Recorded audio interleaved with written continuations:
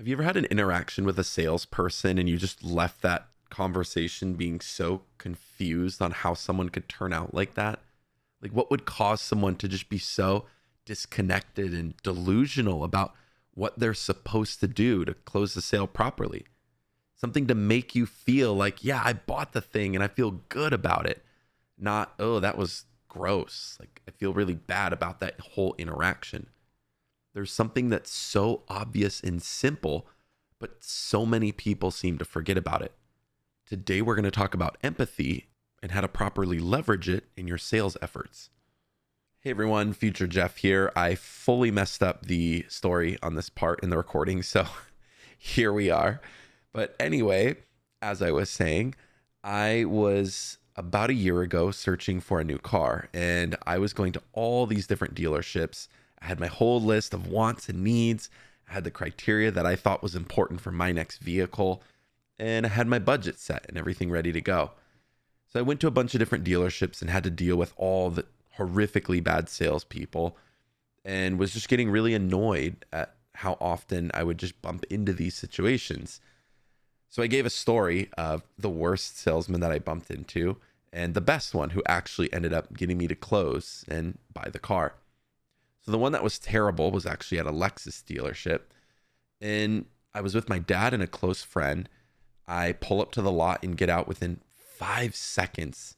This guy comes rushing up to the car and is right up in our faces, trying to push us to different lots, trying to get us to sign things already, trying to, oh, we have this deal for this weekend. We have this special thing. You got to do it right now.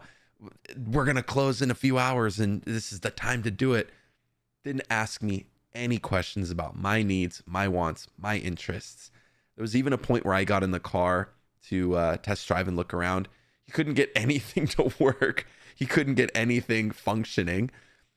And I asked him about ambient lighting in different colors, and he kind of tenses up and gets really, like, oh, you're asking for way too much. Your standards are way too high in front of all of us, and then starts bagging me to my friend and my dad about me in front of me.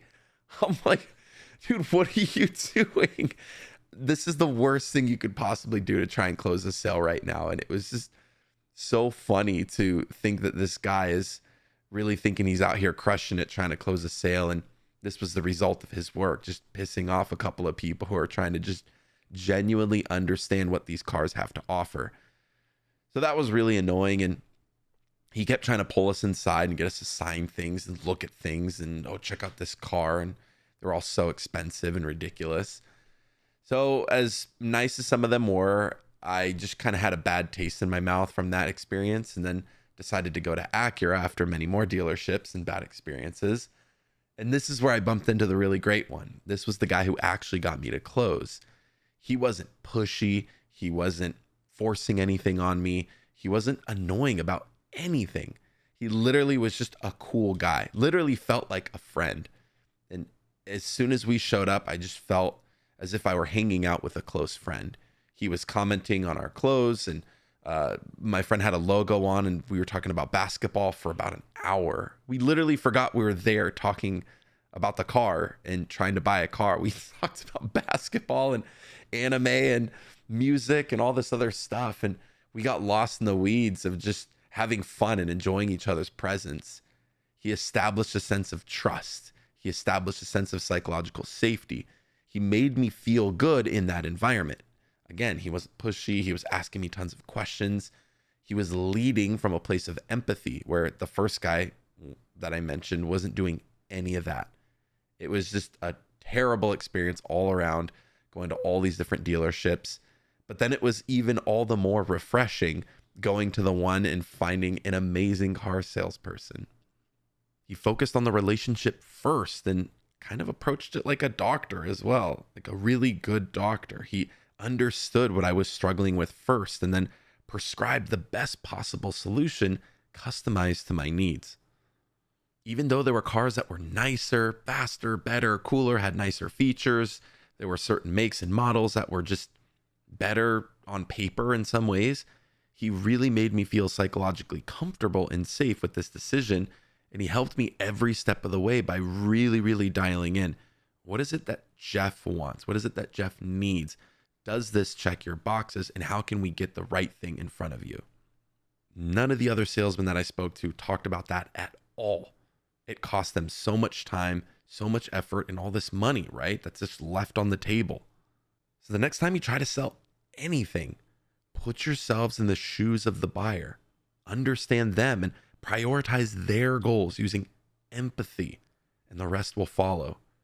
A good psychologist asks valuable questions to get you thinking about a solution instead of just barking orders at you.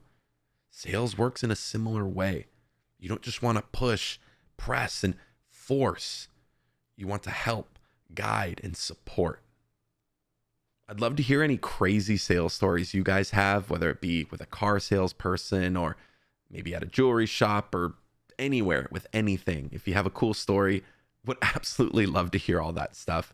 I could make a ton of videos on sales, selling, the psychology of all of that.